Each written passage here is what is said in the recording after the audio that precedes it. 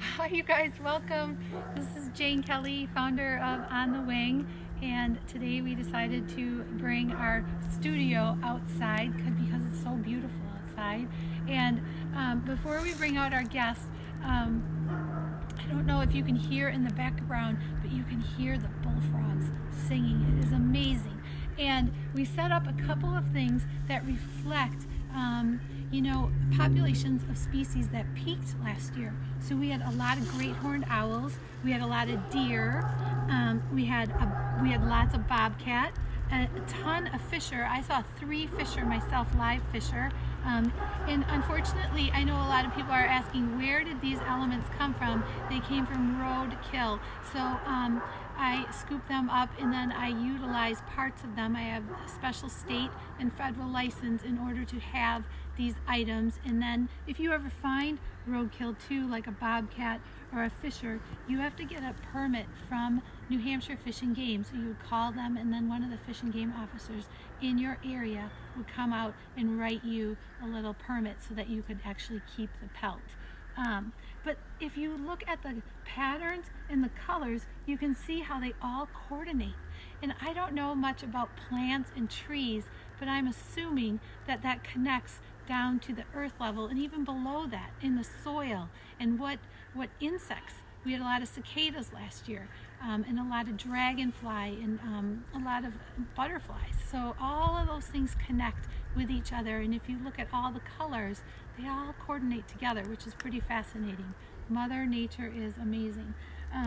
Okay, I'm hoping everybody is safe and healthy, and they're listening to their parents in their house. And I know it's tough to be confined in quarantine, it's called. And I know I struggle with it myself, and I want to throw a tantrum as well. But if that happens, go in your room, take a deep breath, maybe scream in your pillow, and come back out with a new attitude for your mom and dad to make life a little easier for everybody, right? Sooner than later, we'll all be together outside enjoying nature. So I've got a cute little bugger hiding behind this tree. And it's a little male screech owl. He is so adorable. And Chloe Yerzo, who is a volunteer at On the Wing, she named him. His name is Big Jim. We call him Big Jim. Can you see he's giving you the stink eye? He's got his little ear tufts straight up in the air there, high alert, right? They use these ear tufts for camouflage communication, and I also think that they use this in aiding dropping sound down into their ear channels, which are right here on either side of the eye. And those ears are asymmetrical. One faces up, one faces down. Isn't he adorable? One thing that you can see is we had a lot of these caterpillars last year too. They were caterpillars that almost looked like a cut chenille, and some of their fibers were tall and some were compact. And we had a ton of caterpillars that mirror this same look that he's got. It's kind of like a bad bedhead look he's got going on here. But this little V, the white, that's a male, and the female has 2 C's that go around the eyes, and that breaks up her facial discs a little bit more. How big do they get? But he is full grown. He's a full grown bird. The females are a tad bigger. And you look at his feet. I'm going to hold up a little saw-whet foot for you so you can see how much bigger he is. Sorry, here. Let's just grab. Oh, excuse me, guys. So here is a saw-whet foot next to his foot. You can see the size difference. They're a little bit bigger. They hunt pretty much the same things. They hunt baby birds and small rodents, amphibians, reptiles, insects. And you see his green eyes. Typically their eyes are green. They can also be a yellow color. And this is called an intermediate morph phase. So there's 3 phases of screech owls. We've got a red morph phase, we've got a gray morph phase, and then the intermediate. And if you look at the coloring on him, you can see it's kind of between the red and the gray. It has a little bit more brown. How old is this one? How much does it weigh? This one, he weighs, he weighs about 6 ounces. And how old is he? I do not know how old he is. He was struck by a car. So unfortunately, we didn't get him when he was a little guy. And if you look at the bark next to him, you can see, what's that called? When an animal blends into its environment, its habitat. Camouflage. Can you say camouflage? Nice. So you can see. And then he's making his body constricted and really skinny, and those ear tufts go up, and then typically they'll close their eyes, not fully close their eyes, and they look like a jagged, broken branch. What state are they found in, and why do they call them screech owls? So screech owls, we have eastern screech owls east of the Mississippi and western screech owls west of the Mississippi. And they are found throughout North America, and there's also subspecies of screech owls found all over the world. The eastern screech owl, their lines are more vertical. See their markings? And western screech owls, they're more horizontal.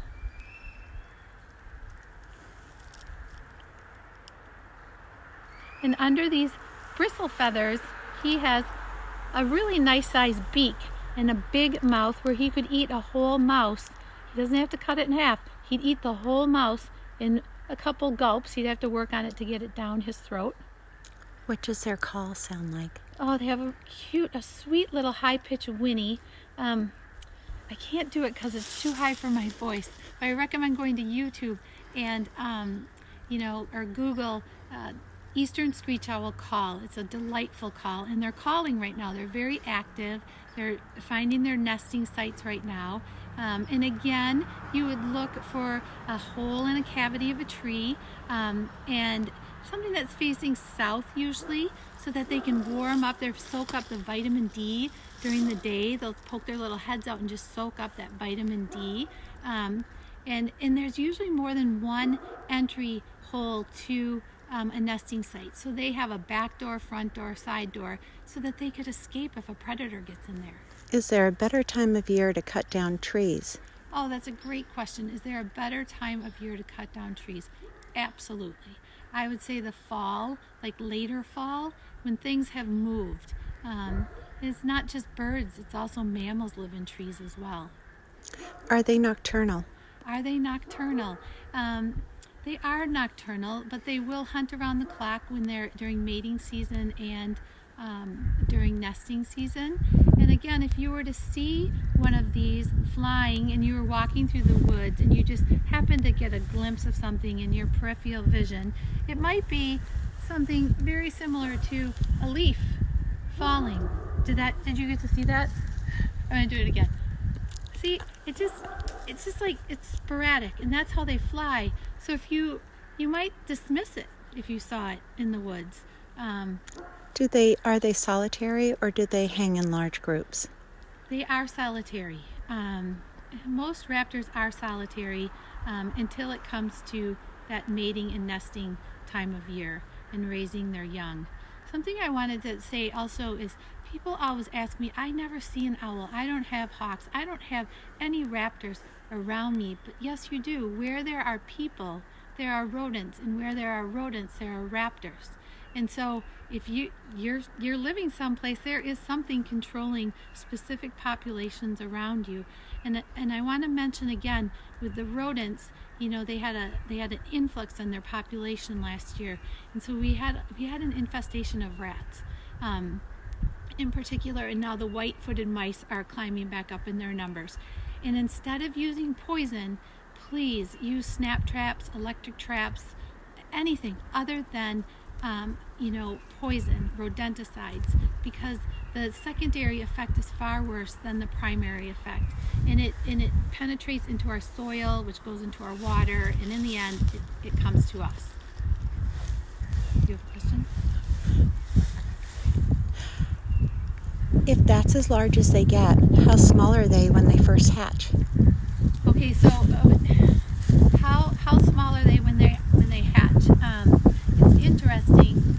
They are when they're born. They're all feet, all beak, and all eyes. And you know, have you ever heard the phrase "only a face a mother could love"? It's very similar to these guys. They're very, very odd-looking creatures, and they grow into their eyes and their beak and their feet. And so they're, I would say a baby Screech is like this size when it's born, and again, it's just all feet. And that's why they can ban them when they're so young, because their feet are practically the size that they're going to be. Are the sticky traps a bad thing? Are sticky traps bad? Yes, they're horrible. Because maybe one limb of that animal gets stuck in the glue, or its tail, one of the appendages.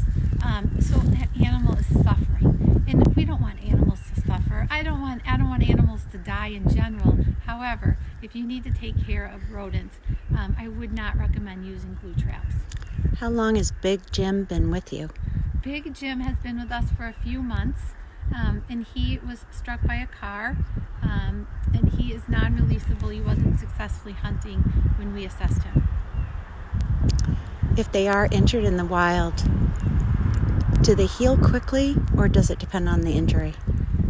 Depends on the injury. The beauty of a bird is that they have hollow bones, and so their hollow bones fuse together quickly, like 3 weeks, whereas a human, it takes 2 months. So typically their time for healing it can be quick. It just depends on the circumstances.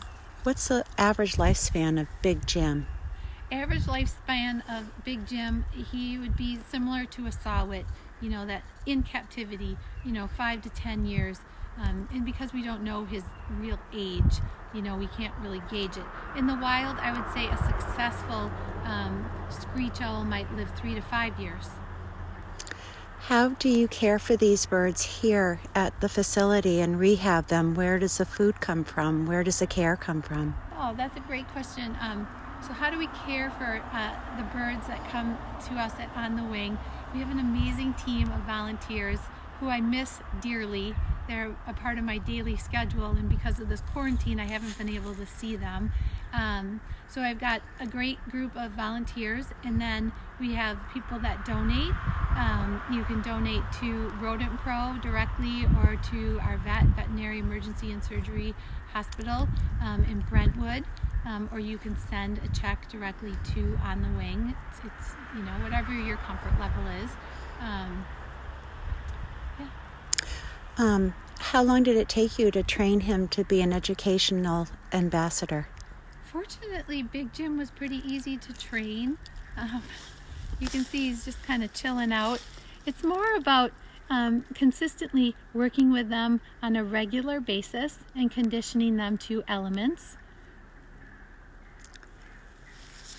If the food is limited for them, or they can eat a lot of things, like mostly anything that you can give to them, are you specific, I guess, in what you feed to them? So we do stay specific, to their diet, and we try to stay as close to their diet as possible. So these guys would get more rodents. They might get day-old chicks, and during summer months when we have moths and dragonflies, we have a lot of praying mantis in our field. We will feed them that. We'll also trap crayfish and minnows and diversify their diet that way with little pools, so that now they're working in water and just more enriching. Do they hunt in pairs while they're breeding? They don't hunt in pairs. They take turns on the nest. So one may be on the nest or protecting the young, and the other one will go out and hunt and provide. And then they take turns. I think the female spends more time on the nest, and the male gives her time off to stretch and exercise. What are the purpose of the ear tufts? The purpose of the ear tufts are for camouflage, education, and also I believe that they help aid dropping sound into their ears, which are located right behind and below the eyes.